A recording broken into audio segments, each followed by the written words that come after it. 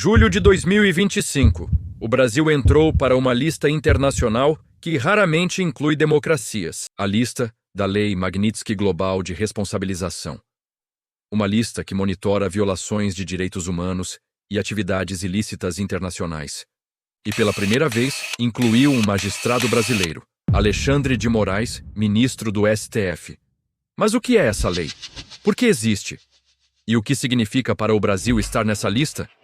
Neste vídeo, vou explicar a história completa.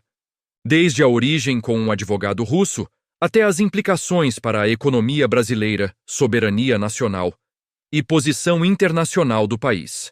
Esta é a história da Lei Magnitsky e como o Brasil se tornou objeto de atenção dos Estados Unidos.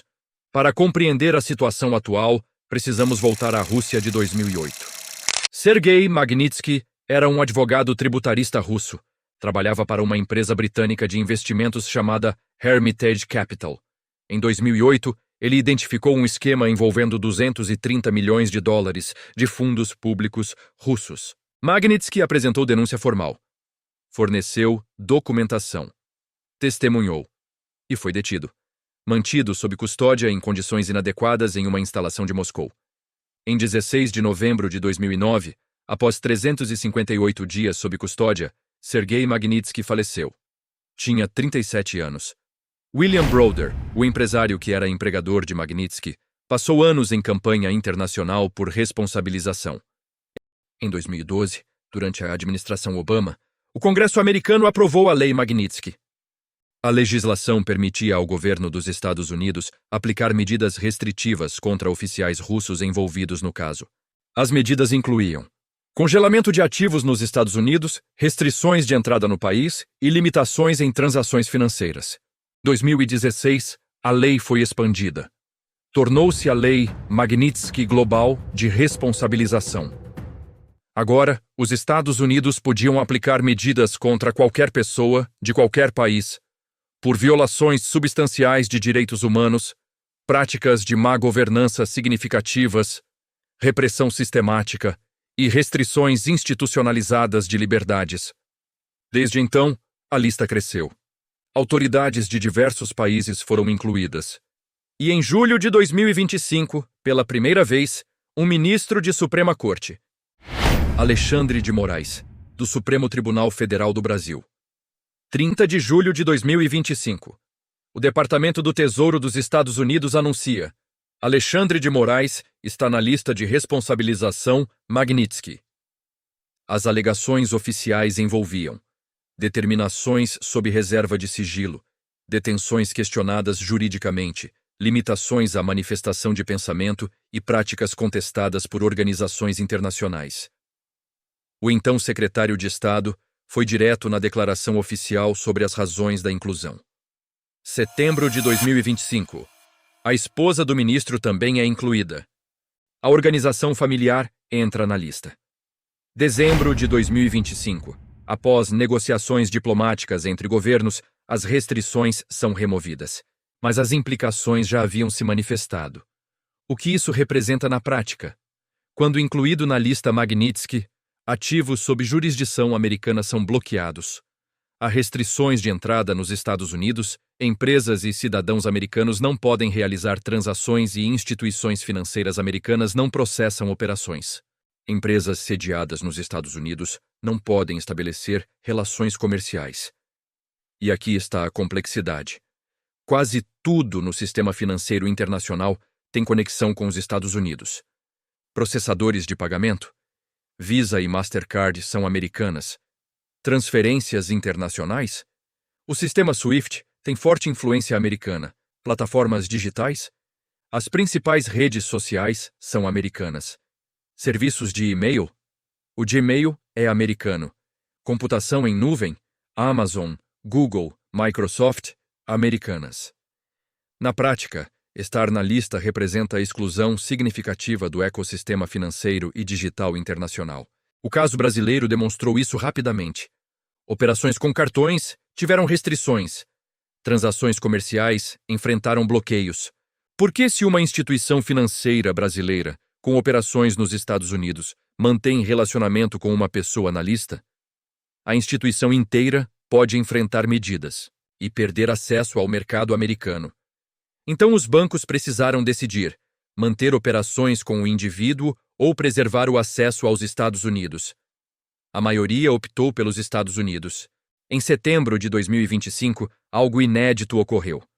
O OFAC, Escritório de Controle de Ativos Estrangeiros do Tesouro Americano, enviou comunicações oficiais às principais instituições financeiras do Brasil: Banco do Brasil, Bradesco, Itaú, Santander, BTG, Pactual. A questão era objetiva: quais medidas estão sendo implementadas para conformidade com a Lei Magnitsky? Gerou-se incerteza no sistema financeiro brasileiro, porque a escolha era complexa. Se as instituições bloqueiam operações, entram em conflito com autoridades brasileiras, arriscam penalidades domésticas significativas e criam um precedente de obediência à legislação externa. Se as instituições não bloqueiam, podem sofrer medidas secundárias dos Estados Unidos, perder acesso ao mercado americano e comprometer operações internacionais.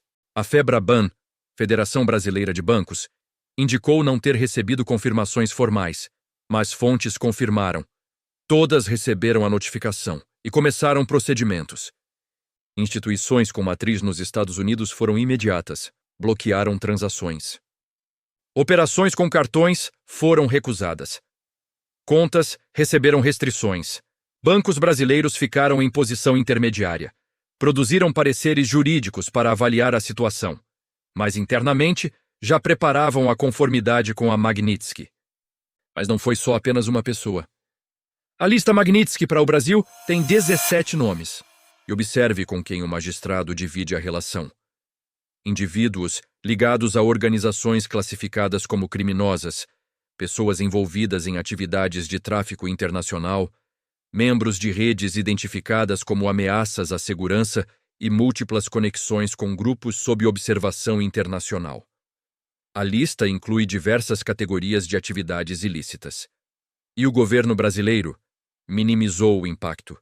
Declarou que não produz efeitos jurídicos em território nacional, mas especialistas divergem. O jurista Luiz Augusto Módulo, doutor em Direito Internacional pela USP, afirmou: a legislação pode não se aplicar juridicamente no Brasil, mas produz consequências práticas enormes. Se os Estados Unidos estabelecem que transacionar com listados também resulta em medidas, empresas não têm alternativa. A economista Regina Martins foi mais direta. Estamos analisando exclusão do sistema financeiro internacional. Não é questão apenas de soberania, é questão de realidade econômica operacional. O STF não permaneceu inativo. Em outubro de 2025, o ministro Gilmar Mendes iniciou uma articulação junto ao Congresso e ao Executivo. O objetivo? Criar uma legislação de contramedidas. A proposta se inspira no Estatuto de Bloqueio da União Europeia. Criado nos anos 90, esse instrumento europeu anula medidas estrangeiras contra cidadãos e empresas europeias.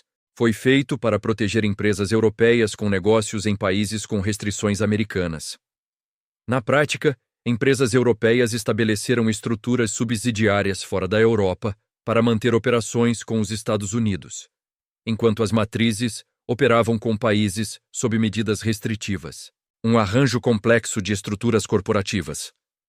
O STF deseja adaptar esse modelo ao Brasil. A proposta de Gilmar Mendes prevê a criação de um colegiado nacional reunindo Executivo, Legislativo, Judiciário, AGU e PGR. Esse colegiado teria a autoridade final sobre o reconhecimento de medidas estrangeiras.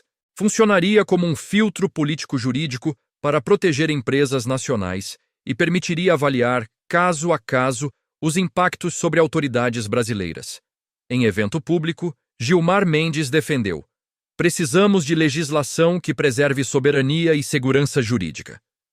Mas a oposição reagiu fortemente.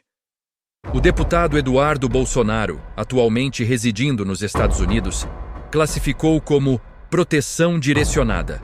Juristas alertam: é legislação para blindar autoridades de responsabilização internacional. E especialistas em direito internacional foram ainda mais críticos.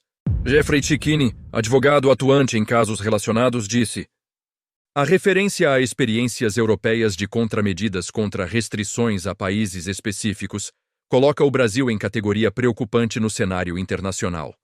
E alertou: tentar criar obstáculos pode atrair medidas secundárias da Magnitsky. Se o Brasil estabelecer barreiras, os Estados Unidos podem aplicar restrições não só a indivíduos, mas a empresas e até setores inteiros da economia brasileira. E há precedente histórico. Quando determinado país do Oriente Médio tentou contornar medidas americanas, os Estados Unidos aplicaram restrições secundárias. Qualquer empresa transacionando com aquele país também seria alvo. Resultado: impacto severo na economia.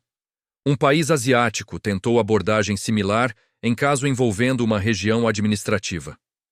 Os Estados Unidos da América aplicaram medidas a autoridades e bancos que processavam suas transações. Instituições financeiras tiveram que escolher a região ou o mercado americano. Escolheram o mercado americano.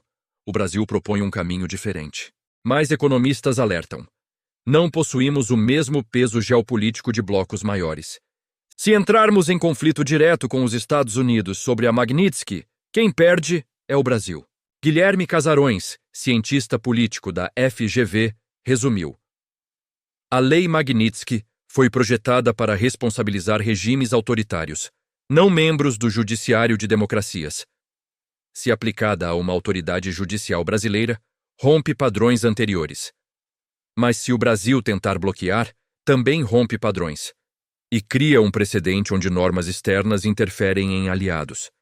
É uma situação delicada de ambos os lados. Então, o que realmente observamos aqui? Não é apenas sobre um indivíduo. São 3 questões estruturais maiores. Primeira, a hegemonia do dólar. Os Estados Unidos controlam os sistemas financeiros internacionais. O dólar é a moeda de reserva mundial. O sistema SWIFT tem forte influência americana. As principais empresas de tecnologia são americanas. Essa posição permite que Washington aplique medidas contra qualquer pessoa, em qualquer lugar, sem necessidade de aprovação multilateral. É poder sem contrapeso? Praticamente. É equitativo? Depende da perspectiva. É uma realidade operacional? Absoluta. Segunda, soberania jurídica. O Brasil argumenta: legislação americana não se aplica em território brasileiro. Isso viola nossa soberania. Juridicamente, tecnicamente correto. Na prática operacional, limitado. Porque a Lei Magnitsky não se aplica em território brasileiro. Ela se aplica em território americano e restringe americanos de realizarem transações com listados. É equivalente a um país declarar: não estabeleceremos relações comerciais com determinada pessoa. Isso é exercício da soberania deles, não violação da nossa. O desafio é que não estabelecer relações com os Estados Unidos significa exclusão significativa do sistema internacional. Terceira, precedente institucional. Pela primeira vez, os Estados Unidos incluíram um ministro de Suprema Corte de uma democracia na lista.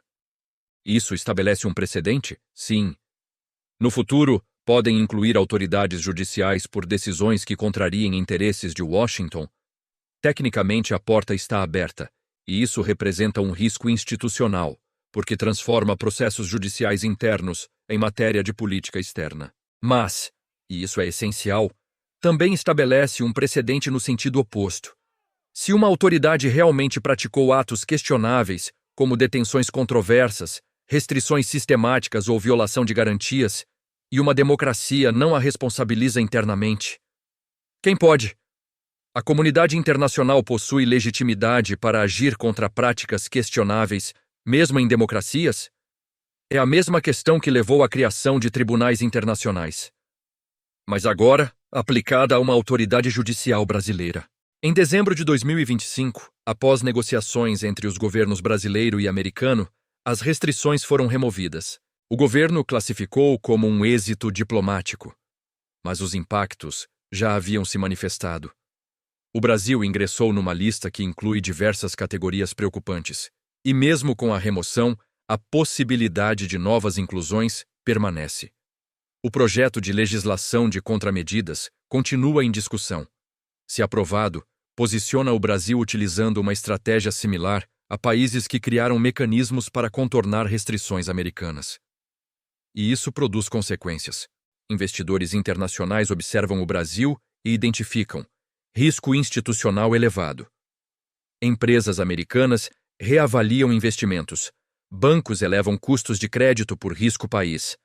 A taxa de câmbio variou significativamente em 2025. Parte foi atribuída à incerteza sobre a situação Magnitsky. Mas a questão central permanece. O Brasil optará por proteger autoridades domésticas contra o sistema internacional ou manterá alinhamento com potências ocidentais? E não há resposta simples. Se o Brasil aceita a pressão externa, cria um precedente onde poderes estrangeiros podem influenciar o judiciário brasileiro. Se o Brasil resiste, arrisca isolamento econômico e a classificação como um país em categoria preocupante. É uma situação geopolítica complexa. E enquanto isso, os cidadãos brasileiros sofrem os impactos. Câmbio elevado, inflação, juros, insegurança jurídica, investimentos reduzidos. A Lei Magnitsky nasceu para responsabilizar pela morte de um advogado russo. Hoje, impacta a 9ª maior economia mundial. Compartilhe sua opinião nos comentários. Inscreva-se no canal. Próximo vídeo. Vamos falar da quebra das sanções impostas pelo governo americano e por quê.